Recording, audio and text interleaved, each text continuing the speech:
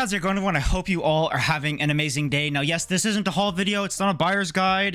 We're talking about one specific manga in this video, and that is Sunken Rock. Yes, finally, this series that I have been dying for has finally come out in English by an amazing printing company and a brand new printing company that you may know has been printing Baki the Grappler. Yeah, one of the most popular mangas of all time, one of the most well-renowned fighting mangas of all time. They picked it up as their first ever series that they're printing, which honestly, kudos to them for biting that big chunk and, you know, hyping people up and delivering. Kodama has been an amazing publisher since day one, since they released Baki, and their quality, their customer service, their everything. Now, this isn't a sponsor. This isn't sponsored. No way. I paid for this with my own money. This is just my personal opinion on them. They are the best publisher out right now. It's not even close in my opinion. I love everything about them. I'm going to shill them every time I talk about them. They are amazing. I don't know why I feel this way about them, but everything they do, their social media presence, their open communication, and all that is just so heartwarming to see as a consumer of these publishers, and, you know, them not feeling so industrial in a sense, you know? They feel a lot more personal. You know, it feels like I'm actually talking to someone behind the screen instead of, you know, just a company or like the what is it, social media manager of said company. It feels like I'm talking to an actual person, which is something I very much like about Kodama. But I digress. It's not about Kodama. It is partially, but it is about Sunken Rock. Now, I don't know if you guys remember this. Someone actually just reminded me of this in one of my Instagram comments. Back when I did a manga shopping vlog and I was talking about French manga, I was kind of geeking about Sunken Rock. I'll pull the clip up now. I don't know if I generally don't know how long or what I said. I didn't really watch the clip. Someone just reminded me of it, but I do remember screaming and crying and being a spoiled little brat that we didn't have it in English. I give it a watch. And seeing volumes or series, you know, tons of people have been preaching for a very long time to get physical English releases in French. I mean, like I said, I'm jealous. It hurts, you know, seeing the French get what we've been dying to get. So yeah, you know, my dream has been fulfilled. I have finally gotten my hands on Sunken Rock. Now, I got this like the middle of March. It didn't officially release until the 1st of April. Yeah, so this came out on the 1st of April. Today is I don't even know what day it is, like the 9th. I dropped my phone. I'm not picking it up. It's around the beginning of April, the second week of April, and I just got around to talking about it now, but I want to talk about how absolutely phenomenal this series is and just everything surrounding this series. First, I'm going to read the back of this series in a bit, but first I want to talk about the actual physical release of this series and the release schedule. So, unlike Baki the Grappler, we're not going to get this twice a month. We're not even going to get this once a month. It's going to be on a regular publishing schedule. It's going to be once every 2 months. But with Kodama, they release their products always on the 1st of every month, no matter what. I noticed after doing my buyer's guides, manga publishers like to release their mangas, or at least I noticed on Viz and Kodansha, they would like to release their stuff on Tuesdays.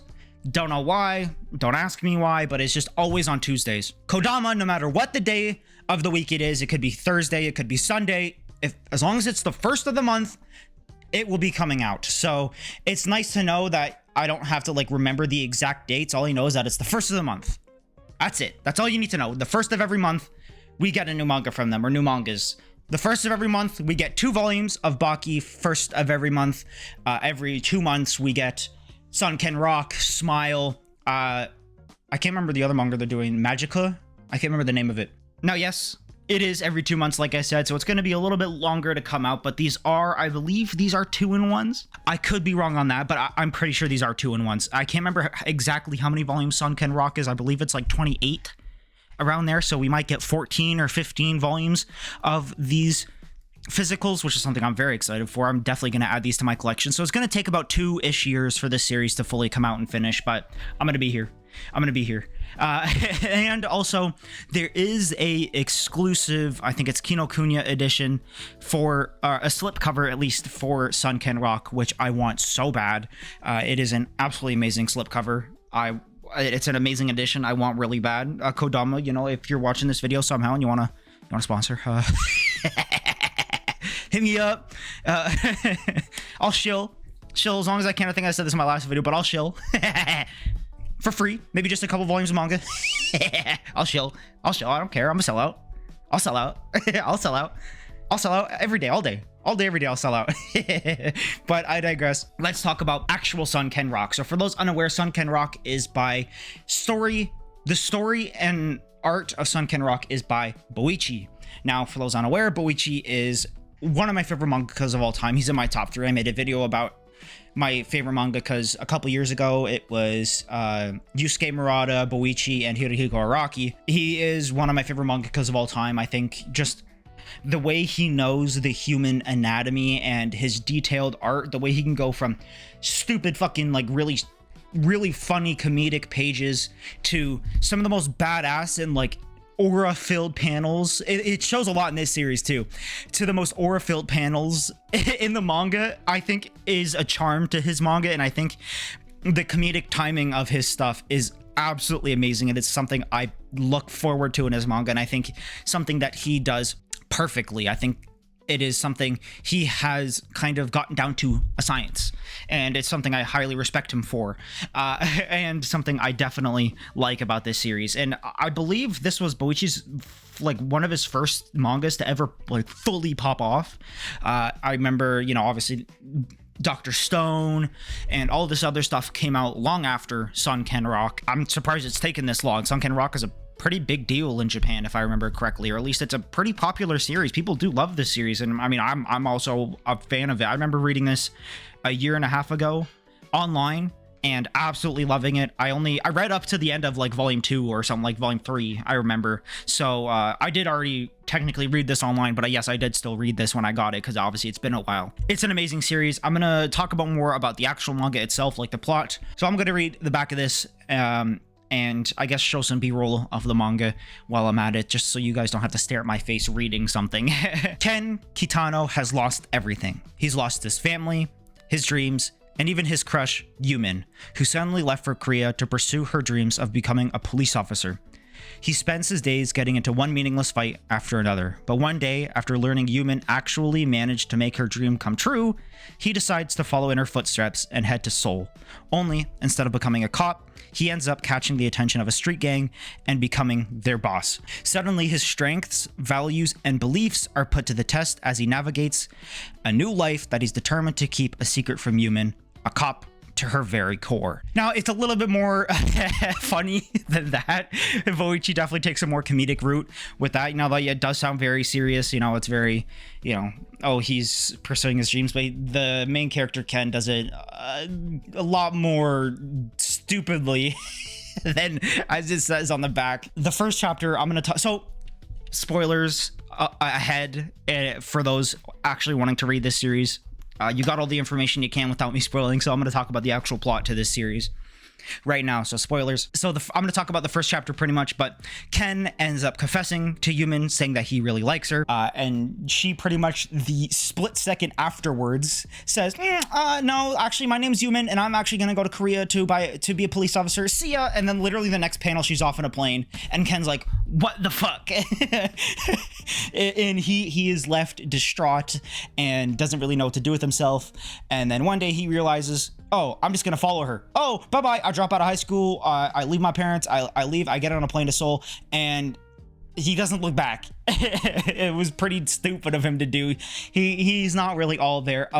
He's not really all up there in the head, and he ends up just flying to Korea to pursue Yumin, and ends up becoming a shut-in. I can't remember what it's called in Korea. I believe it is mentioned here in the manga, but I can't. My apologies, guys. It is just called a shut-in in the manga, so I was right. It is just a shut-in. I thought there was a specific word for it, because in Japan, there's like neets, shut-ins. What's it called? Neets, I guess, is pretty much the word I'm looking for. But yeah, he becomes a shut-in and ends up just mooching off of others and just sitting around in like a really small room that honestly does nothing with a roommate that, I mean, I guess doesn't really care about him, but Ken's also pretty shameless, eating whatever the hell he can get, trashing his room, just being a pretty yucky human being. But one day, finding Yumin as a fully fledged police officer, he decides to fake it till you make it. He decides to LARP.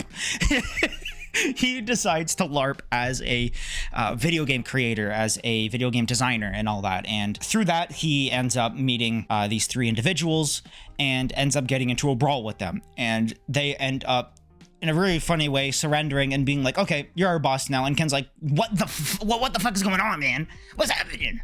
What's going on? And ends up becoming the boss, getting a super sick makeover and haircut and just overall just becoming a boss of a gang. One second he's a shut-in, the next he's a boss of a gang, and after that he ends up becoming the boss of this gang and just, I guess, goes around and protects people. And the first person he ends up protecting is an old man, and this old man is very wise, as a lot of older men in fiction are depicted. He is very wise, and he ends up waking up Ken to realize that he hasn't lost everything yet, that he still has people to protect.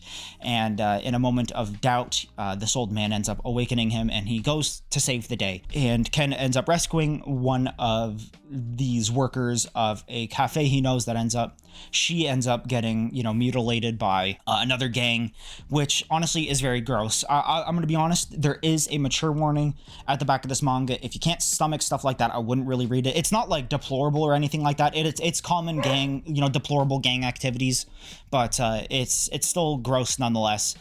So if you're under the age of 18, I wouldn't really recommend you read this.